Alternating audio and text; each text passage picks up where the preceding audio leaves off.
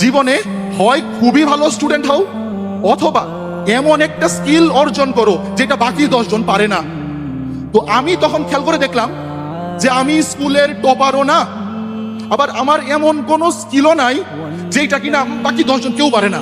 আমি দেখি যে আমি যা পারি অন এন এভারেজ বাকি সবাই সেটা পারে। তাহলে আমি যেহেতু অনেক পরেও টপার বলতে ফার্স্ট সেকেন্ড থার্ডে ঢুকতে পারতেছি না, বাট এরকম কোনো স্কিলও নাই যেটা কেউ পারে না, আমি যা পারি সবাই পারে, তাইলে আমার মধ্যে স্পেশাল কি থাকবে? তখন থেকে আমি একটা জিনিস আইডেন্টিফাই করলাম, সেটা হচ্ছে টাইমিং। টাইমিংটা কি? যেমন সকাল 5:30টায় আমরা যখন স্কুলে পড়তাম, শীতকালে সকাল ওই যে ফজরের নামাজের পরে 5:45 বা 6টা, এই টাইমে আমাদের প্রাইভেট থাকতো। তো আমি দেখতাম বেশিরভাগ স্টুডেন্ট দেরি করে আসে। 6টায় প্রাইভেট আসে 6:30টায়, 6:20-এ, 6:25-এ, ইনফ্যাক্ট স্যারও আসতে আসতে হয়তো 10-15 মিনিট লেট হয়ে যায়। তখন আমি চিন্তা করলাম, ঠিক টাইমে কোনো কাজে পৌঁছাইতে পারা, এই কাজটা যদি আমি করতে পারি, অন্য 10 জন এমনিই এই জিনিস পারবে না।